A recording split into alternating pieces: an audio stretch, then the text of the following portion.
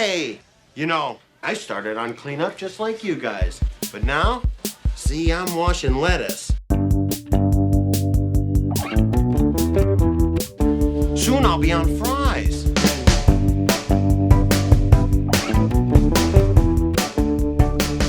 Hello and welcome to Food to Watch Films By. Hi there. My name's Johnny. My name's Adam.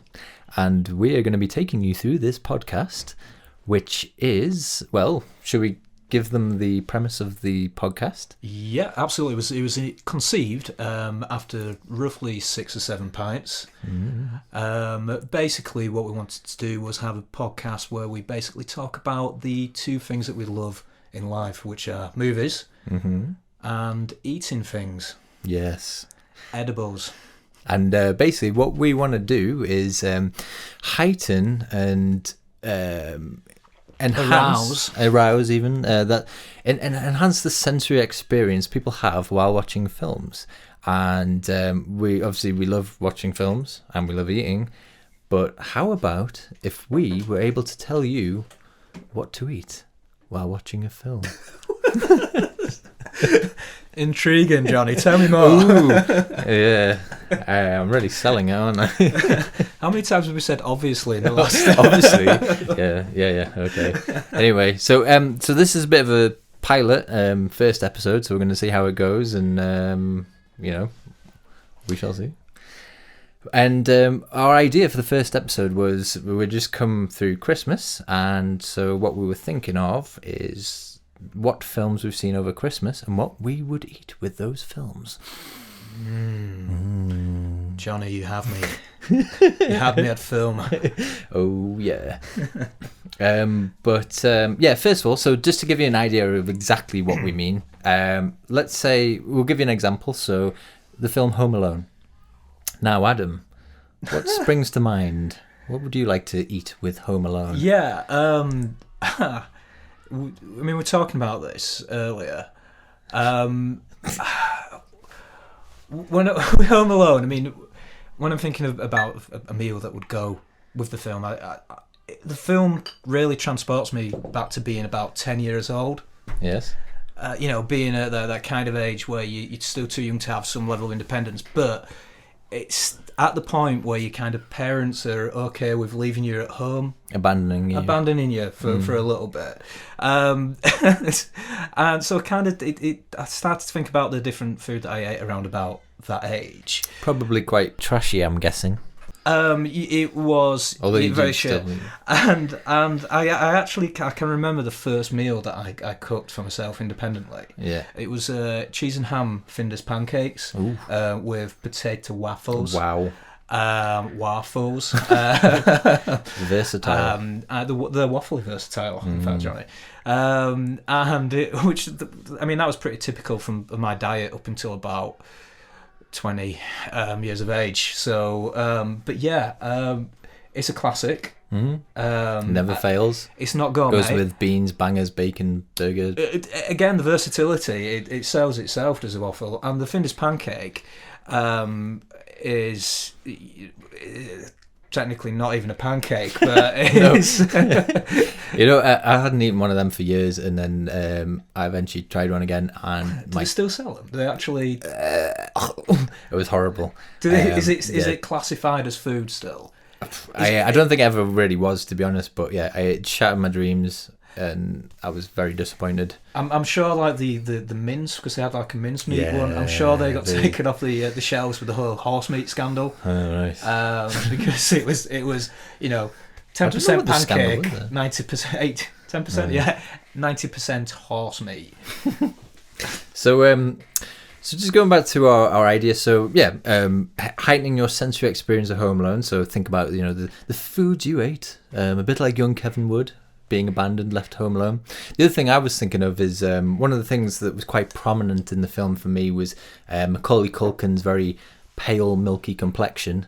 And so I was thinking, you could possibly go for more cream-based foods, like a nice mushroom soup or a cheesecake. To be fair, he's still got the same milky complexion, but I think that's more down to the crack. He still does. The drugs dependency, allegedly. Yeah, I mean, complexion. I mean, I don't know how much crack he was consuming at the time Home Alone was made. It's more now in his 30s. Yeah. So anyway, so that's just to give you a kind of an idea of where we're headed with this, if it makes any sense whatsoever. Which I don't think it does. No. So okay. So on to our next bit. You wanted to talk about your 5 films of 2015. Yeah, I have as a bit of a year review to kick things off. 2016. I wanted to kind of recap of the films that we've seen in the year. So I'm going to start with just doing a rundown of Adam's favourite 5 films of 2015. Now, bearing in mind, this isn't every single film that's come out in 2015. It's just the films I've seen. So I'm aware that there's a few that aren't on this list, which I hear are amazing. We were just talking about Creed earlier. I've heard that's a absolutely amazing movie, which I'm really glad about because I love the Rocky films. So I'm glad it doesn't completely suck balls. But yeah, so I've got the rundown of my top 5 movies. Now, these are films that were released in the UK in 2015 as well. There are a couple of here that were probably released in the US the back end of 2014, so it's just the UK releases. Adam does seem to have a lot of attention to detail of these things, so stay with him. I am a bit of a movie geek. Okay, so coming in at number 5. Number 5. Right, this was a toss-up. I've recently seen Ex Machina, and that's definitely my top 10. It was right up there. It really, really. I mean, for Oscar Isaac was absolutely fantastic in it. For a film that's set in one location, it just keeps you in thrall throughout the movie. Unfortunately, Ex Machina only made it to number 6 in my top 5. Controversial. Number 5. Hang on, how can you have a 6 in top 5? Oh, mentally I came up with a top 10, and then I kind of flirted around the middle part. This is getting complicated, man. For a long time. Don't question the 5. It's written in. I just wanted to give it an honourable mention. The purpose of having a 5 is you say 5. Yeah. The Martian also could have been in the top 5. I thought that was a very good film. Again, for a film that's just, essentially an astronaut trying to grow potatoes on a desolate planet. It kept me intrigued. Idiot. And for the most part of the film, there's one actor who's carrying the movie. Matt Damon's absolutely brilliant in it. But it didn't quite get to the top 5. So anyway, maybe you should try to grow something else other than potatoes. I think it was limited with the seeds. The potatoes grow from seeds. I think so. Or seed potatoes. you get kind of seed potatoes. Yeah, or whatever. Essentially potatoes. Anyway, whatever he had in his astronaut pack of. Just say your top 4. Top next 5, 4. No, top 5. I've not got to number 5 yet. Number 5. Wait. Okay, it's going to be worth it, John. So number 5, I've gone for Mad Max. Hang on, so which one was Martian then? I thought... No, Martian was another honourable mention. Oh, right, okay, right. Should have just done the top 10. Number 5, Mad Max. Now, Mad Max Fury Road, sorry. It got amazing reviews, and it was good. It was brilliant. It wouldn't be at number 5 otherwise. Obviously, this is a pretty stringent list. But it was good. It was good. I felt that Tom Hardy, to say he was the lead character, it was pretty much mute throughout the entire film, communicating mainly in a series of grunts and low pitched noises. But it's still a really good film. Visually, it's awesome. It looks amazing. Yeah, we'll take your word for it. It's number 5. On to number 3. Number 4. Number 4. I've put Kingsman. which is an All the adaptation Kingsmen. of a comic book by Mark Miller, and I'm going to put that as my favourite comic book of 2015. Comic book movie adaptation out in 2015, above Ant-Man and above Avengers: Age of Ultron, which are the bigger box office hits. In number three, we have Whiplash. Oof. Recently watched this film. Again, came out at the start of the year. It's pretty intense. So it's again a film about, subject matter wise, it probably wouldn't be something that'd interest me, about a guy drumming, but it is really intense and really well acted as well. What number am I on? 2. Number 2. Yeah, Number 2. Supposed to be 5. Star Wars: The Force Awakens. Oh, it awakens. Yeah, it was. This could have been at number 1, but yeah, I loved it. Absolutely loved it. It does rely kind of heavily upon the original trilogy, but it's brilliant. If you love Star Wars films, Johnny's not seen it yet, so I'm not going to go into any spoilers. But Johnny, you like it? Once you've seen it, we're going to have to talk about it. Yes, maybe in the next episode. Johnny was just possessed briefly there by Sir Alec Guinness. Oh yeah, yes. One of Johnny's many impressions. And at number 1. Finally, right. Number 1. This is good. This is good listening. Number 1. Birdman. That's right. Michael Keaton is back. Michael Keaton, personally my favourite Batman of all time. He's everyone's favourite. No, I don't know, is he? Which is, this movie though, just technically how it was done, just apparently it was done in one take. There's arguments about this to see if there was some sort of sly editing there. If there is any editing there, you can't see it. It's so well done. Michael Keaton's absolutely brilliant on a man who's on the edge. You've got the music scores, just adds tension throughout it. Really well acted, incredibly well directed, and my favourite film of 2015. 2000 in the past. We're now in the future. Yeah. Wow. Yeah. 2015 is no longer. It's gone. We're supposed to have hoverboards by now, weren't we? So. Instead, we've got these fake hoverboards. They don't hover, Johnny. They've got wheels on them. No. Will it ever be? Who knows? But anyway, I don't have a top 5 of 2015 because my year meant I haven't really seen many new releases. So being a host on a film related podcast, that's pretty disappointing. But I did go and see Jurassic Park, Jurassic World. It was okay. Wow, Johnny, that was insightful and inspirational. I mean, it had all the elements of an action film, CGI and that, but it had dinosaurs. It was okay. It had was the okay. raptors. It was okay. What do you think of Chris Pratt as a lead? It was alright. Chris Pratt keeps getting kind of banded around now since Guardians of the Galaxy as the next Harrison Ford, the next kind of Han Solo type of Indiana Jones. I think he was rumoured to be in the next Indiana Jones film as well and taking over that title. Yeah. Could you see him in that kind of role? I don't know. Possibly. Yeah. Insightful and inspirational. Yeah.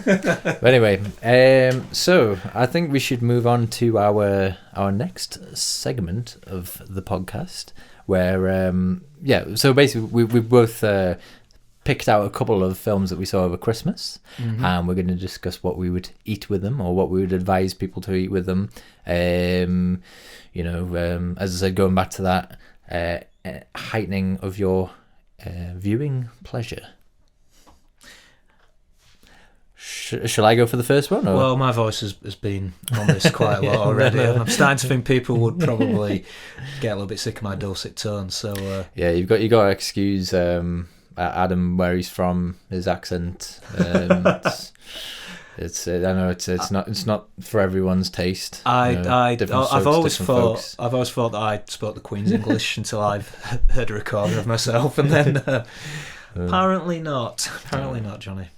So okay, so to kick it off, we've already kicked it off, and to move it on then, the first film, and it's an old one, it's one I hadn't seen since I was about 10 or something, and that was Harry and the Hendersons. Love that film. Great film. If you've not seen it, basically the whole plot is Bigfoot and and a family called the Hendersons, and it stars the very awesome John Lithgow, and he comes home after knocking down this big beast, Bigfoot, who soon joins the family and is their new best friend. He's adorable. He's hairy and adorable. One thing that I saw this over Christmas as well, one thing that I noticed was that Harry, the Bigfoot, it doesn't look outdated. It just, again, it's practical effects. Yeah. It still looks cool. Yeah. A little something I learned recently actually is the guy who played Harry also played the Predator in Predator. Seriously? 1 and 2. Yeah, same guy. Can you imagine if you merged those two together? That could have been a totally different ending for the Hendersons. That would be one hairy, ugly mother. Yes. Yeah. So anyway, I was thinking. Now, obviously, Harry, he's a beast. He's out in the wild. So I was thinking, what could you eat? What could heighten your experience? And basically, what I came up with in my head was probably the ultimate sort of hipster style meal. Because basically, Harry, he's a wild beast, and what you'd probably imagine is you'd get some sort of foraged food together. So I was imagining some sort of nut berry salad thing served on maybe a piece of bark. Again, something hipsters would love. Maybe some cheese, some goat's cheese. I do miss food served on plates. Yeah, same. I can't remember the last time I went out for a meal and ate food on a plate. It always seems to be on a plank of wood. Yeah, it's probably frowned upon to eat off a plate now. It's in some sort of metal canister. Yeah. That was salvaged from a shipwreck, or it's yeah. I think plates are outdated. Yeah, they're all news. Plates are square. It's like some are circled. It's now if I go somewhere and they don't serve the chips in some sort of bucket or strange receptacle, I'm walking out. I'm gone. I'm not interested. I want my steak hanging off the hook with garlic dripped above it.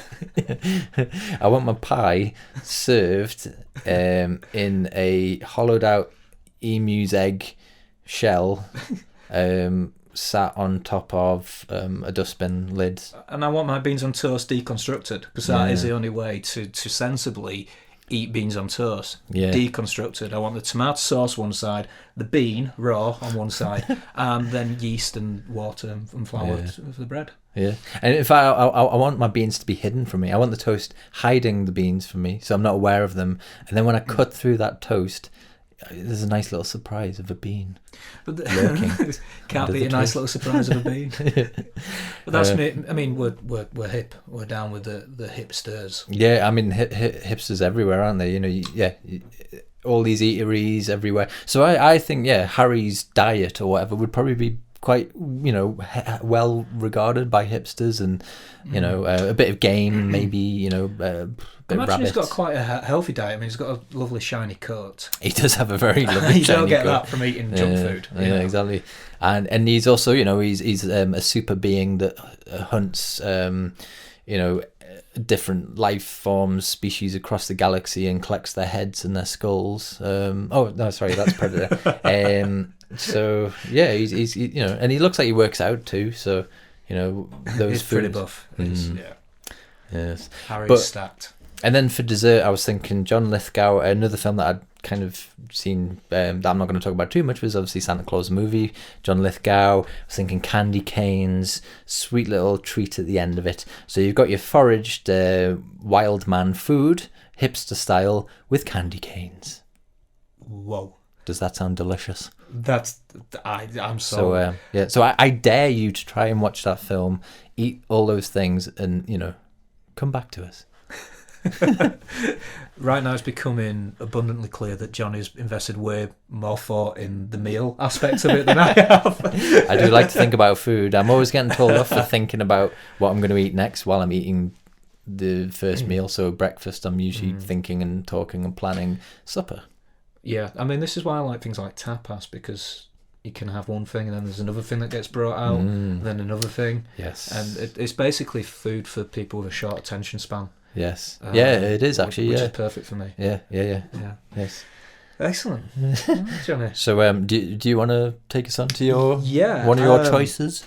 I mean, I know we're in January now and everybody's probably over the whole sort of Christmas spirit thing. People are back to work. And if you're not, get over it. It's gone. Move on. Yeah, deal with it.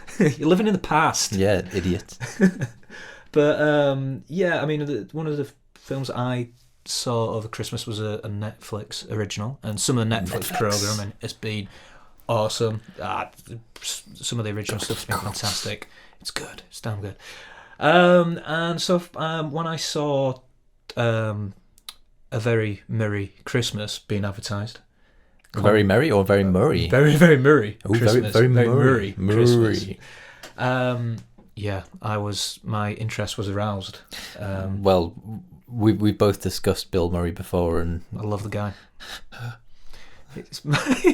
You okay there, Johnny? It's Bill Murray. It's Bill Murray. But anyway, carry on. I love Bill Murray. He's one of my heroes. I think he's a type of guy who, if you grew up in the 1980s and the 90s, that's how you learn to tell jokes with your friends. That's how you learn to wisecrack through things like Ghostbusters, Caddyshack, Stripes. Yep. John Candy, awesome film.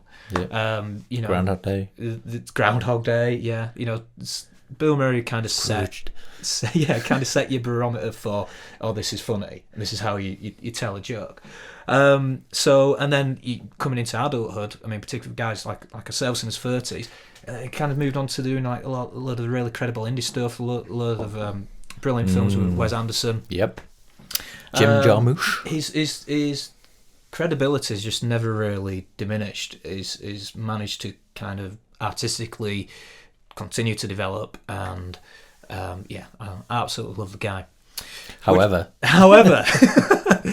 that being said, after I've confessed my undying love for Bill Murray, I was really disappointed with A Very Merry Christmas. I mean, not least because this was directed by Sophie Coppola, who worked with Bill Murray in Lost in Translation, and I thought it was a great film. Fantastic. Really different. Got Bill Murray singing Elvis Costello. Great scene.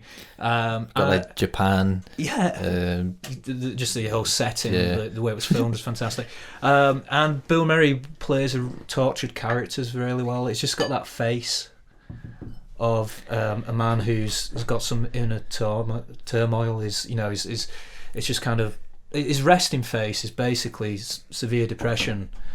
You could literally just sit him in a room, then just zoom in on him with the right kind of musical score underneath, and it would tell a very depressing story. But then he opens his mouth and comes out with comedy genius, and it kind of undercuts that. But I thought Bill Murray was fantastic in that. It really kind of showed the depth of his acting. So excited about it. Also, on top of that, it was also written by... checking notes here. Mitch Glazer, that's his name. Mitch Glazer, who wrote my all-time favourite Christmas movie. No, not Mitch Glazer, I mean, check his notes. What have you done, Mitch Glazer? What have you done with your life? Well, I'll tell you what he's done, Johnny. He wrote Scrooged, which is my favourite Christmas movie of all time. Some brilliant movies. I was looking at reviews, actually, of Scrooged. Yes.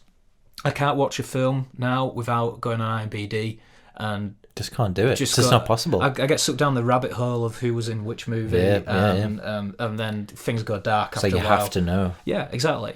And I clicked on the reviews, the kind of original reviews from when it was released. Oh man, it got slated. It got absolutely torn apart. But I still love it. Anyway, the critics at the time in the 80s just didn't understand that genius. Anyway, so really looking forward to it. It was disappointing. I think it's the way it was sold was that it was a comedy. That's kind of the way Netflix pitched it. And it wasn't. It was more of a musical. It was more of a sing along with friends. Had comedic moments, but I found myself kind of looking for the laughs. I was almost at one point trying to force myself to laugh. The only good thing is Bill Murray was charming throughout. There's some good one-liners in there, and it's Bill Murray being Bill Murray essentially, which is a good thing. There's other good moments. There's David Johansen. Who's the lead singer of New York Dolls, and also he played the taxi driver in Scrooged. Oh my god! Right, so he came back and did a little bit of a sing-song. I thought that was very cool. For years, I thought that was Tom Waits as well in Scrooge playing the taxi driver. It's got the same sort of gravelly, barky voice, and they're both sort of they've got the same sort of funny It looks dog-like features. Where do you want to go? But that was quite cool. But yeah, there's just no real narrative structure to it. It just seemed to plod along pace-wise. There was no character development. It was just cameos for cameo's sake. A bit with Michael Cera as the agent. You could have just literally thrown that out, and it wouldn't have made a damn bit of difference to the rest of the storyline. But there's some good. It's this type of thing. If I had to watch it again next Christmas, what would you eat? What would I eat? Coming to the food bin. If I had to watch it, I think I'd probably just fast forward to certain songs, because it is more of a playlist of Christmas songs. So yeah, as an overview, not great, not amazing. Positives are Bill Murray. Negatives, lack of narrative structure. Didn't feel invested in any of the characters. There was no real sort of characters in it. And yeah, it just didn't keep my interest, unfortunately. Too few laughs. That being said, you've got to eat when you're watching something. Good movie or bad movie. You have to eat. You need that energy to get you through to the end of that movie. And what I choose with this is, now, I'm going to go for chicken chow mein. Chicken chow mein? Yeah. Why? Well, let me explain, Johnny. Let me explain. Please, go ahead. And not just any chicken chow mein. The way I'd have it served as well would be in, kind of cardboard sort of box, the little takeout boxes. Oh, okay. With chopsticks as well, noodles, okay. yeah. I think meant an actual cardboard box that you'd get goods in. Or... No. Yeah. It's an actual takeout box. Because that would be ridiculous, Johnny. Yes. That would be ridiculous. And the reason being is, for whatever reason, and I think this is again is watching movies in the 90s and 80s, any film that seemed to be set in New York, and this film was set in New York, if they're ordering takeout, or if they're in a business meeting, we need to order some takeout, they always seem to get Chinese in the little noodle boxes. In little noodle boxes, which is I think I was in my mid-20s the first time I worms, Michael. You're eating worms. Was that Lost Boys? Yes. Yeah. Good throwback there, man. Yeah. But yeah, exactly. But for years, the only time I ever saw those, our local Chinese, you never got that. Nope, never got that. I always wanted that. I never got that. I used to go into the Chinese and be like, here, I want my chicken chow mein, and I want it in one of them cardboard boxes, not one of them brown crappy cardboard boxes that I got confused with just a moment ago, but one of them, and no, never got it. I want to eat food like they do in the movies. Yeah. That's not what I want. Yeah. That's what I want. I want to be like Michael. But... So, immediately, as soon as I see a film set in New York, I kind of think... Go for the noodles. Go for the Chinese noodles in the containers like that. No but pizza pie, just... Because after I watched... Pastrami on that. After I watched A Very Merry Christmas, I had to kind of, reignite my love for Bill Murray. So I turned on Scrooged, which was also on Netflix over Christmas. And I found that there's a key part of that film where Bill Murray goes for Chinese. Oh, yeah. Goes for Chinese takeout. If he doesn't do this, the entire film, the entire storyline changes. Oh. So basically... Which bit's that? I'm trying to remember. Yeah. So it's when he's with the ghost of Christmas Past, and he's at the office party. Oh, yeah. And there's kind of the the office, one of the office girls goes up to him and says, "Hey, do you want to get some Chinese?" Oh, sort of flirting with him a bit, wanting to get out of the office party, so it's just two of them. He's not interested in her. He turns her down. Says, "Oh no, you don't want to eat that. It's not good for you." Yeah, that's right. He puts down that Chinese. Is it because it wasn't served in a cardboard box? Well, that could be it. But regardless of that, next scene, he literally bumps into the love interest, who's his future girlfriend, and they ultimately she turns around and says, "Hey, I'm gonna go get some Chinese food. You want to come?" And he says yes. Wow. So if Bill Murray doesn't take that Chinese food, it brings people together. He would never have met that love interest. The story wouldn't have developed, and it would have been a very short and very boring film.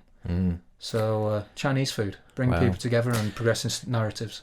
So what you could learn from that is, well, it sounds like Mr. Glover here is not recommending you bother to watch A Very Merry Christmas, I'm guessing. But eat Chinese food. But eat Chinese food. Yeah. In general, in life, every day if you want. I mean, that could be a bit much. Out of a carton. Your health could be affected. Yes. We're not saying just eat noodles for breakfast, dinner, just and lunch. Eat noodles. I do like noodles though. Yeah. And only out of a carton. Yes.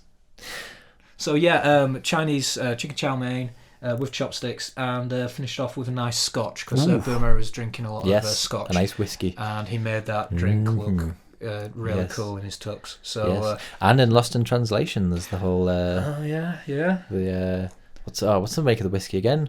Santori. Make it a Santori time. Good memory. Yeah. So there's a bit of crossover here going with Bill Murray and Chinese food and whiskey and. Well, this is it, and that exactly. Rock a whiskey with your Chinese, and you won't go far wrong. Chinese food and whiskey.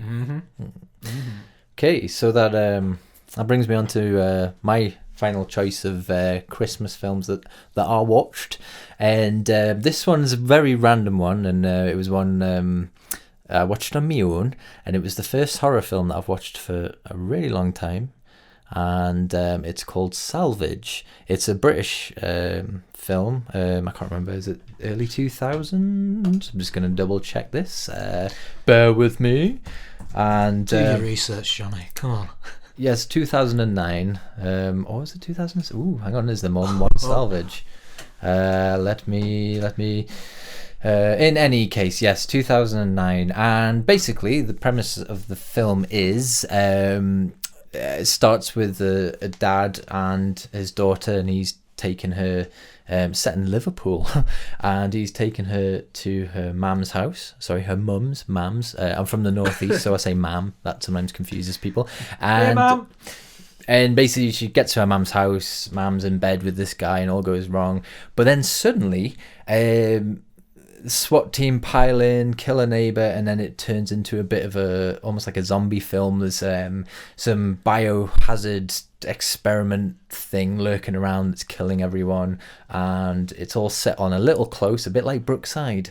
I suppose set in Liverpool. Am I generalising there? Stereotype? No. Anyway, so to be honest, it was a bit shit. To cut to the chase, but I still watched it anyway. It was one of them ones where you start watching it and you think, Jesus, this is not really that good, but you have to watch it to the end anyway. And I just didn't really feel too good about myself after finishing watching it. I was a bit sort of, why did I do that? I could have watched something probably a lot better, but there we go. 2 hours of my life I'll never get back. But anyway, I'm a little older, a little wiser from it. So anyway, it got me thinking, what if I had to recommend that film, what would I recommend someone to eat? Now, I thought about this long and hard, and I was thinking, well, first of all, the film made me feel bad about myself. A bit like, oh, what did I do? I was dirty. And I thought maybe I could counteract that by eating something that would also make you feel dirty and, what have I done? And so I thought kebab pizza. Oh... so wrong on so many. Yes, something that you shouldn't really eat. I mean, kebab meat in general is. Yeah, and you might enjoy it, but you might not. But you'll often kind of feel pretty bad afterwards. But like, well, why did I do that? There used to be a local takeaway. But me and Johnny used to the housemates way back when, and there did used to be a local takeaway in the area where you could get kebab pizza. I'm sure that you could also get one which had kebab, but also a beef burger in the middle. Ooh. As well, just in case you didn't have enough cholesterol in that one meal. In case you inject some more fat. Yeah, exactly. Yeah, which is why I will probably not live to be past 45. Oh yeah, and just in case anyone's never had a kebab pizza, we're not talking about like nice shish or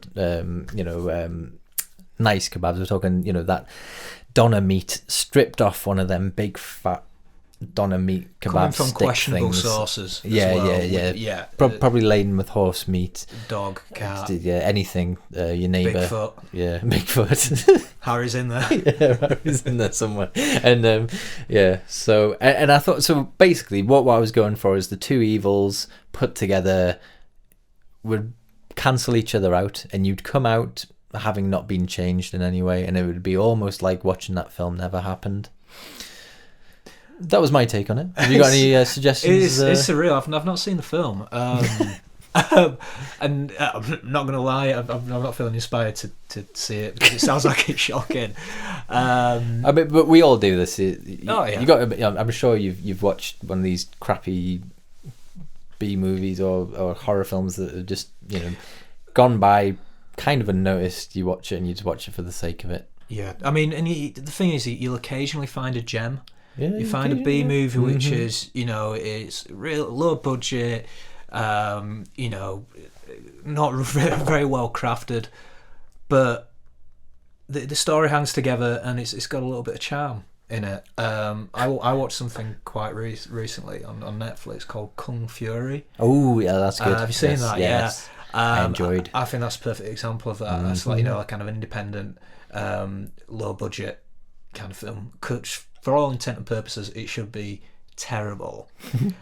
And I loved it. Yep. No, it's great. I absolutely loved it. Yes. Watch Kung Fury. Watch it. Excellent. Don't watch the film, not watch it. If you know what I mean.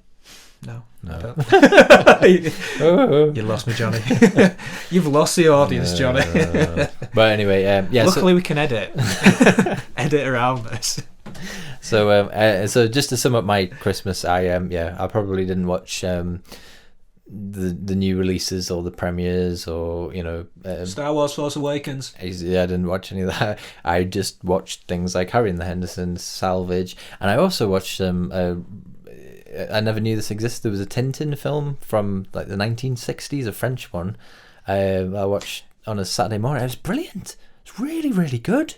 It was like it was just like Tintin, like the books and the animated. It was great. Is it French anyway? Is Tintin like a French origin? Belgique. It's Belgium. Belgium. Of course, yeah. Never been a fan of Tintin. Yeah. I found him a little bit off-put, just a bit weird. Yeah, I mean there is something a bit weird when you watch this film. Like the guy who plays Tintin is a bit Hitler youthish. Is a friend of mine on Facebook posted something about that as well. Something that we shared in common. It's strange. Oh no, we don't share it. No, it's just our thoughts on the film. There was another person who. For those unfamiliar with the northeast of England, this is strong, normal behaviour. Strong ties to the Third Reich. Strong right-wing views. But anyway, Mr. Glover, do you want to take us on to your next? Yeah, well, recommendation or not recommendation by the sounds of things. We haven't been recommending things. No. I'm going to go for a good one. I mean, I was going to talk a little bit about Star Wars: Force Awakens, but don't Star Wars because it is so good. But Johnny hasn't seen it, and I feel like I couldn't go into that without going into massive spoilers because I have no self-control. So instead, I'm going to go with a film I saw about a week ago, which is Whiplash. Also appearing on my top 5 of 2015. I've not watched this either, by the way, so anyway. It's yeah. I don't mind. Again, it's relatively spoiler free. It's awesome. I absolutely loved it. It's a great film. Again, subject matter wise, it shouldn't have really been a film that I was interested in. It's basically about a young lad who's going to a music college, is influenced by jazz drumming, gets picked out by the exactly. That's pretty much the soundtrack jazz, for that film, jazz drum, by and the also way. Birdman. Yeah. But yeah, I mean, it's about him, being obsessed to become the best drummer of all time, and but it's more about his relationship with his teacher. Ooh, kinky. And who's quite an intense character. He basically has the philosophy of kind of tough love, and there's a line in the film which is I think it's absolutely brilliant. It says the two most harmful words in the English language is "good job." And that's his ethos. It comes across. I mean, I never felt like it's almost supposed to be the villain of the piece, but I never really felt that about him. I kind of got that it was a little bit of tough love, and it kind of throw enough bits of humanity in there for you to actually really kind of connect with the character and realise that he's not just one-dimensional hard ass. He has got his own turmoil and his own relationships.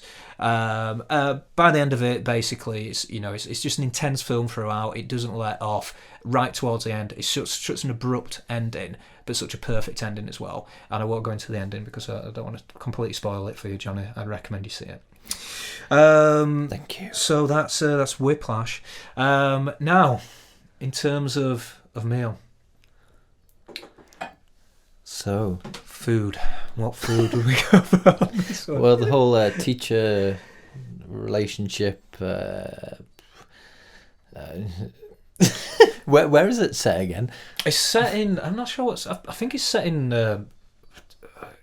Maybe set in New York. I'm not entirely sure. So noodles. It's set in America. Some coast of America. And yeah. Well, maybe like a bowl of spaghetti. Well, you know what? I was thinking more.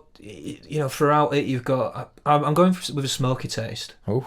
Yeah, because as it progresses, it goes from being in the colleges to literally kind of going into the world a little bit of smoky jazz bar. That's where his influences lies. Smoky jazz. His favorite drummer of all time is a famous jazz drummer. I'm assuming he's a jazz drummer anyway. And yeah, so I'm thinking smoky jazz bar, smoky meat, smoked meat, smoked sausage. With a red wine, something a little bit oaky. Yeah. To kind of complement the smokiness, smoky and oakiness. Smoky and oaky. But intense flavours as well. You need something salty. What about some bar snacks? Some peanuts? You don't want to fill up on the nuts. You can have too many nuts, Johnny. What about some olives? Or is that a bit highbrow for a jazz bar? I feel like if we were instead of having say like a Rioja, if we were having a martini, then olives are optional. You might not want an olive, but your dining partner may be going for the martini and therefore would like an olive. And there can be olives on the table. I'm not an olive fan. Yeah, I like them. Everybody seems to like them apart from me. It's one of those food types that I always feel like I should like. But I've tried it. It's not a kind of, maybe it's an acquired taste thing. It's just a bitterness. Those are my thoughts on olives. So again, just abundantly clear that you invest a lot of thought on the food side. I'm completely winging it with the food this side. podcast is food to watch films by, but I was going with Star Wars initially, which is why I'm just trying to think on my feet a little bit. Well, I had an entire spiel about the food for Star Wars, but we'll save that for another episode. So yeah, Whiplash, recommend it, and some sort of smoky meat would go nicely with smoky meat. Smoked meat. Smoked. Is there anything that doesn't taste good that's been smoked? That does. I've got a feeling. That sentence makes sense. What about like? I think it adds a dimension to any food type. Smoked celery. I'd imagine. Yeah, I don't like celery, but imagine if it was smoked. I think if you smoked olives, I'd probably give them a try.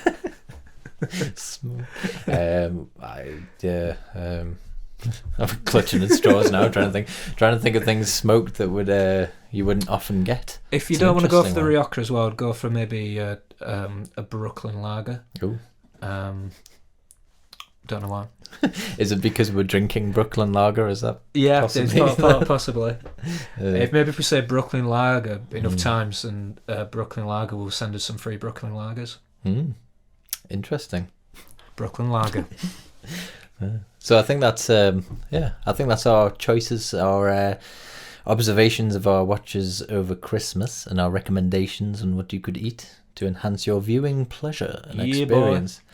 Now, moving forward, I think we'll continue to, between us, we're going to go away and choose some films, and what we watch, we'll consider what we'd like to eat, and we will reconvene and provide you with our recommendations of food to watch films by.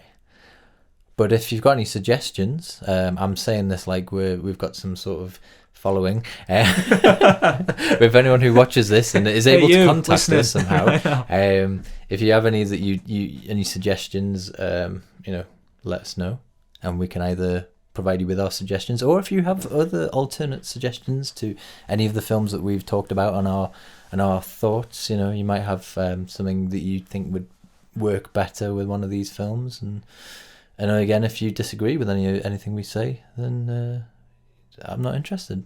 Yeah, any negative feedback whatsoever will be ignored. We don't take criticism. Full stop. No criticism here. Not even constructive. I don't want to hear it. Just shower me with praise, please. Yeah. Okay, so we'll bring this to a close. So you've been listening to Food to Watch Films by episode 1. Yep, in the bag. Bye. Bye-bye.